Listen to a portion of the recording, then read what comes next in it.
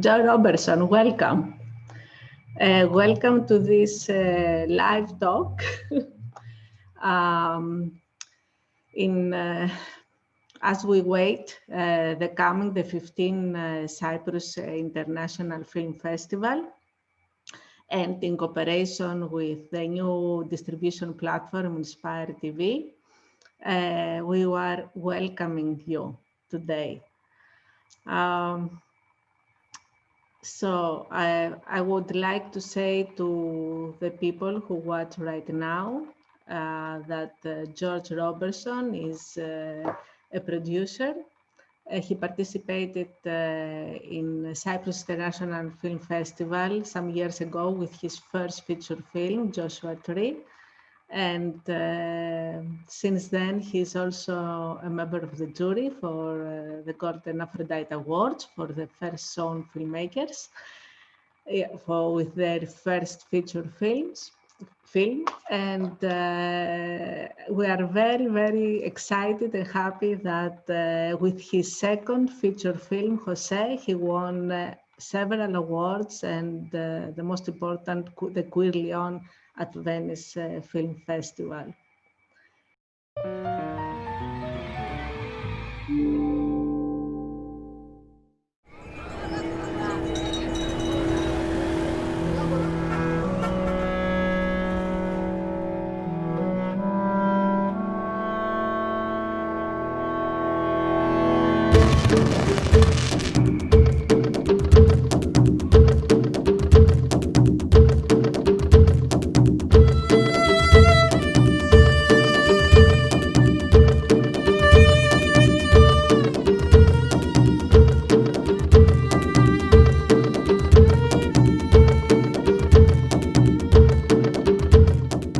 La pregunta personalmente hacia su persona es: ¿qué piensan ustedes del Evangelio de nuestro Señor Jesucristo? Veamos lo que la palabra de Dios nos dice en su palabra. Dice que Dios ama al pecador, pero no ama.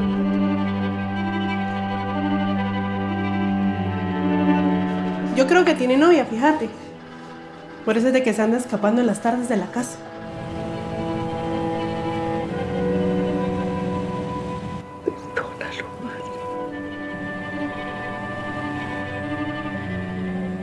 Ten misericordia.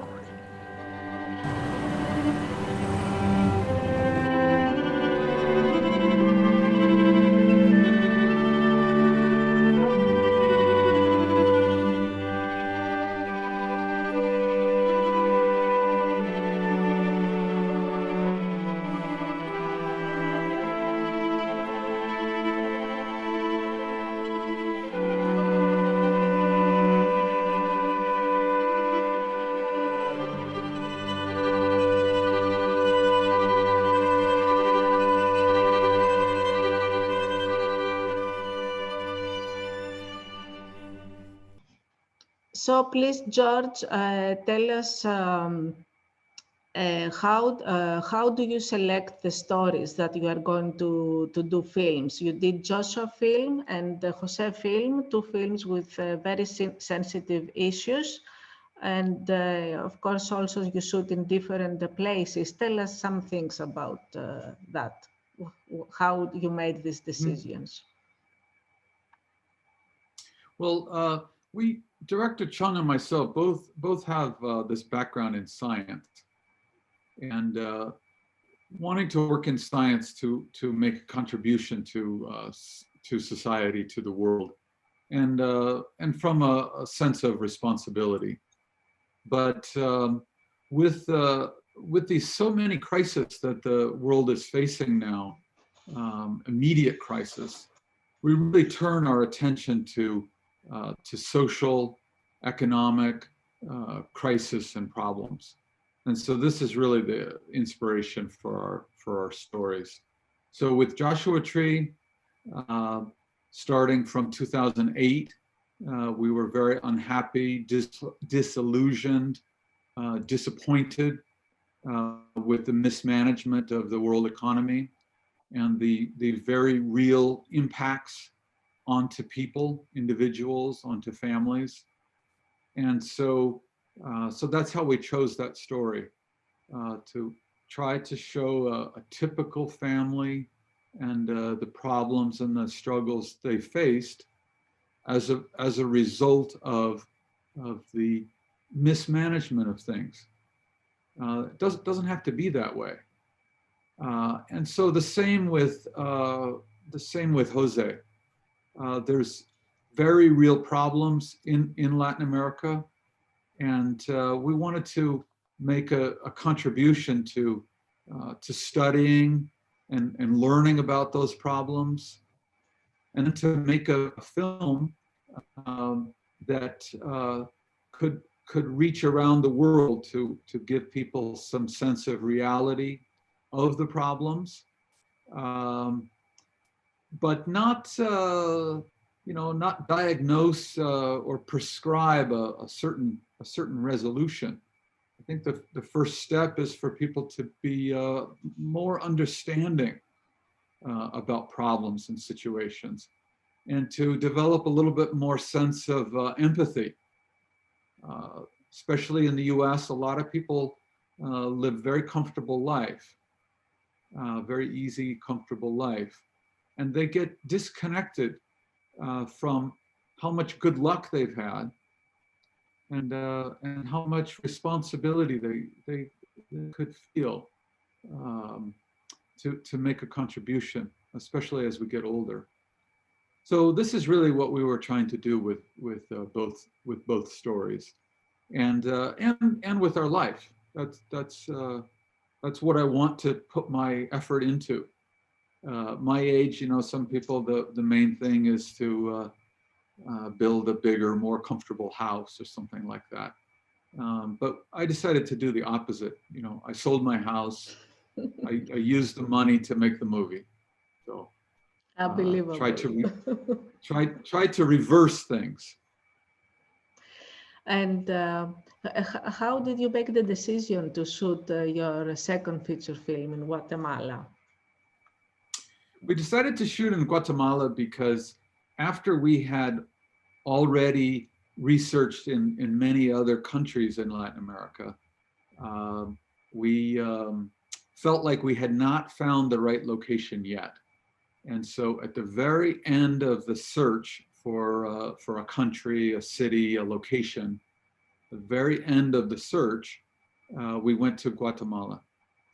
And when we arrived there, we immediately felt an urgency of the place. And we felt a density of the city, an over-density of the city that we had not seen anywhere else. And we also saw a city that was very much layered with layers of more modern, current, contemporary development, but the colonial spaces of the city, it was a colony of Spain for hundreds of years. And these layers are very evident in the everyday landscape. And we felt that was very important to include in the visual language of the film, that this very long-term problem in Guatemala of this colonial legacy, this legacy of violence, this legacy of inequality, was something that we could show on film, and we could show it through the eyes of a young person and a single mother, and that we could show what it's some idea of what it's really like, and hopefully to inspire and provoke people to say, that's not right, and we can do better. Did you had already the story? It was ready when you went to Guatemala? You make any adjustments, and how did you find also the local people and the crew? How was this process? Yeah, so we had quite a good sense of a story. It had done a lot of writing, but when we arrived in Guatemala, one of the first things that we found out about was how homophobic the country is. And you know, I have a science background as an urban researcher, and so one of the things I did was I saw about this very prevalent homophobia there. So I did some research, and I found out that in all of the Western Hemisphere, it's really one of the two most homophobic countries in all of the Americas. You know, dozens and dozens of countries. And so we felt like, you know, we should do something. This is such a young country.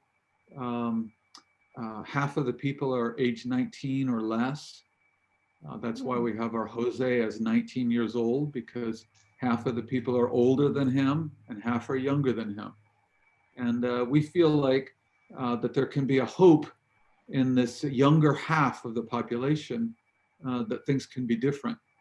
And so adding this LGBT aspect to the story was added late in the idea, but it was added. So it works both directly because it's a problem for LGBT people, of course, but it is a small percentage of the people. But it's also really a metaphor for the larger struggles in society of many, many different types of minority groups and underprivileged groups. And it's also one of the most dangerous places in the world for children, violence against children, and also for violence against women. And so these are some of the other things that we try to show in the film. And so the LGBT aspect was added quite late to the story, and it's works in an important way as a metaphor for many different groups of underprivileged and minority, underrepresented people, including migrants, old people, young people, women. And you start to add these minority groups up, it's actually the majority of people. Exactly. But they're not, it's actually the majority of people. But because these groups are all separate, their power is reduced. And so this is one of the things that we really were trying to do with the script, with the camera, with the story, with the film, but also employ these things behind the camera in building the crew, giving new people a chance. This is one of the very important aspects of making the film. And this is where my background and my training as a professor, as an academic, as a social theorist is a very important part of the film and making the film, is to make the film responsibly behind the camera as well. Yeah. What about the local crew and the local? How was the casting? Did you bring people from America? No, we did the casting ourselves. We got a young guy there, very energetic guy, speak English very well, very passionate guy who had been working in a call center doing English language customer service. So he knows English very well, and the Guatemalan guy. So of course he knows Spanish, and he just decided, that he wanted to be in film, and so he had quit a good job, a good income, in a poor and struggling country, and started to work in film. And so he came on as an associate producer, and the first thing that he got busy with was to organize a casting. And we were nervous about the casting because it is a controversial story to be filming there, and particularly the way that we wanted to film it in a very honest, simple way, and with a very realistic camera. Not like a telenovela, like a soap opera drama. We wanted to use the real life drama, the real emotion. And to do that, you need to show it realistically. which is sometimes quite painful to show. And it's also very difficult to film because the conditions are very difficult in real locations. But anyway, for the casting, we had been warned by some sort of industry people that the film, they actually said the film can't be made in Guatemala. And in fact, we were told when they heard the storyline, they said, well, it's impossible because no actor will kiss another man in Guatemala. And so we decided just to try anyway. And so we had this first casting with our associate producer, and we didn't reveal the storyline. It was very general that we needed some young people. And I said, how many people do you think we'll have? We got a space, a nice coffee shop, has a back room. And I said, how many people do you think we'll get? He said, oh, I think we'll get a lot.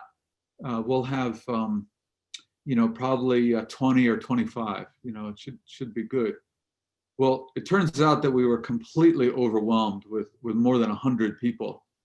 And in fact, some people had come, from across the country, all night on a bus just to be in the casting. And so we were really overwhelmed with interest. And that was just the first casting. And eventually we wound up seeing about 600 people. And in terms of this storyline, this potentially controversial storyline, using this approach, we had no one who didn't want to be involved because of the storyline, either in the cast or in the crew. How easy was to shoot in locations outdoors? Did you have to close the street? How did you do that? Well, we filmed in about 70 different locations. So it was very challenging. And we filmed, let's see, about 30 days in a total of 40 days. So we had a few days off, but it was a very intense, and we filmed 12 hours a day. So it was a very intense shooting. We did all those things. We had closed roads, we had closed locations. We also had, more run and gun types of shots. The single most important location is Jose's house location. And a lot of the scenes take place there at night. And so we filmed there for 8 nights, all night, 8 nights in a row, starting in the afternoon, and then everyone would be dropped off back at home at 7 or 8 in the morning. So it was very, very difficult. And Guatemala is one of the most dangerous countries in the world for violence, for robberies, for armed robberies, for homicide. And so the government was very, very supportive of the film and supplied us with police and with guards everywhere we went. They really just joined in like members of the crew. And we would have, we would have transportation for all of the crew. Van would go around and pick everyone up at home, and then of course feed everyone, and then take them back home at the end of the day. But we would also pick up our police, and they would eat with us, and they, they appear in some of the scenes, and even had the camera in the back of their truck once. In the iconic scene where Jose's running at night, he's experiencing his first love, and runs out into the street in the middle of the night, and the camera is, moving along ahead of him, and it's actually in a police truck. Wow. So we had wonderful contributions from society there. They were fascinated. They were seduced from your aura. Well, And your, maybe. yes, and the directors and Li and yours, yeah, because you are very good personalities, so they had nothing to lose. And you made Guatemala famous all over the world with an award, with a great award. How easy is, I assume it was easier for you to find distribution for the second feature film. But what is your opinion and your advice for the first shown filmmakers? Maybe they have to try to do self-distribution first, and how useful it would be for them. Yes, so we had our first film world premiere at Cyprus, and had a great experience there. Won a small award, an editing award, and we learned a lot. And one thing that we learned right there was that if you want people to see that first film, if you have it at Cannes, or you have your first film at Berlin or Venice, then a distributor is going to distribute it for you somehow. But almost all the other films, including our first film, 𝘄𝗄𝘄𝗃, you need to distribute it yourself. And so in 2014, there were much less opportunities to distribute it yourself. But that's what we did with 𝘄𝗄𝘄𝗃. And now in the last few years, and particularly in recent months, with the closing of theaters and the begin to have these kind of Zoom meetings like we're having now, and discussions and Q&A, some film festivals online. Now the potential of this has really exploded. And so I think that what you're doing with 𝘂𝗍𝘄𝗃 TV is very, very smart and savvy. And you're going to be adding this to your really to your family of filmmakers, and to into your family of the two festivals, and then can grow and branch out from there.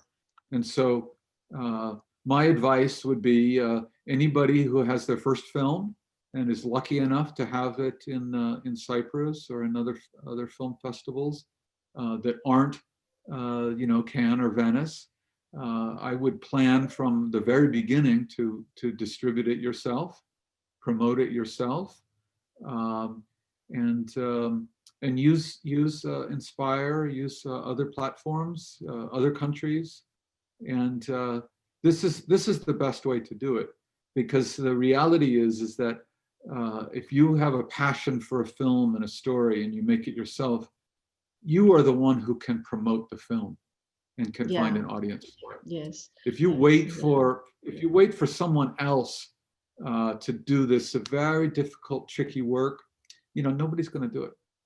Yeah. And they need also money. You have to spend money to the distributor. The distributor doesn't pay by himself the promotional expenses of the film, right? Am I right? Well, yeah. So with when a distributor takes on a film, there's a lot of different models, and I'll be honest, some of them are not honest models. And so for a first-time filmmaker like we were 6 years ago, it's a very difficult, confusing task getting started. And so some distributions require you to put a lot of money up front yourself. Some you don't have to pay any money up front, but they don't pay you any money either. Then it's only dependent on if the film starts selling. So there's many different formulas and models, and people really want to pick up one of these. There's a few good ones. There's self-distribution books, and I don't have a title to recommend, but I would just get something that's brand new, because it's constantly changing. Yeah. But But the film directors, the film festival directors are really the ones who can help and give some advice on this. And that's why you're in a very good position connecting the self-distribution, the filmmakers, the first-time film festival, 2 different countries. You know, there's a lot of synergy there. So I think it's a very good concept. Thank you. Some people were insisting to enter our conversation. So, and there were also some of them that were in the previous conversation. So what is your next step for your next project? What kind of collaboration you are looking for? Mm-hmm. Well, the next next thing that we're working on the script, several scripts. So we'll keep developing the scripts, but we'll perhaps very likely do something new this time, which is to bring in another writer to help. And there's different ways that another writer could work. Perhaps a young person just getting started, very creative, very energetic, that could work with myself and Director Cheng. Maybe somebody more mid-level, that's already done some films, or maybe somebody that's quite experienced. But so that's one of the things that we're looking for. And we're also considering these films could be made in in a lot of different countries. So we're considering locations, and then depending on which country it's in, then that will determine what language or languages it'll be made in. Yeah. So a lot of pieces in the puzzle to pull together, and a lot of opportunities. So, and yes. If you come to Europe, if you maybe you find co-producers and use also local money from several funds that are in Europe. Yeah, yeah. So and then that would great opportunity. This. And then that also adds in, local expertise. Yes, with, exactly. With Guatemala, we had a lot of experience with Latin America generally, but we absolutely needed, very, very good, energetic people in the country, who knew the country, because I don't think we would ever bring in outside people to do a project. I think we would always work with local people. Okay. If you want to make a question to George Roberson, you can write it at the chat, and I'm going to transfer this to him. I have one more question for you, George. What do how flexible you are with the director? I mean, during the set, and who takes the decisions at the end? The director or you? Because I find you very dynamic in the whole process of shooting and filmmaking. It is a tricky question. Yes, it's a tricky question. I suppose that everyone sort of has their own model, but there is sort of a classic struggle, I guess, between the producer and the director. But you had asked me this question, off camera before, and I said, oh, the director has 100% control on the set, and this is true. This is true. And so I was never trained in, I was trained in science. I was not trained in filmmaking. I've only been, on a few film sets, R2, a couple of other small ones, and that's all. So I don't know, the rules of the industry. And so I think that frees us to make our own rules and do it our own way. So Director Cheng is 100% in charge on the set, and on on the José set, we did have a very strong triangle, creative, artistic triangle, with our cinematographer, Paulo Huron, one of the really leading cameras of all of Latin America, who's a Guatemalan guy. And we were very lucky that he just happened to be back living in Guatemala at the moment that we were going to be filming, because he had been living in Buenos Aires and other countries all over Latin America. And so Director Cheng decided that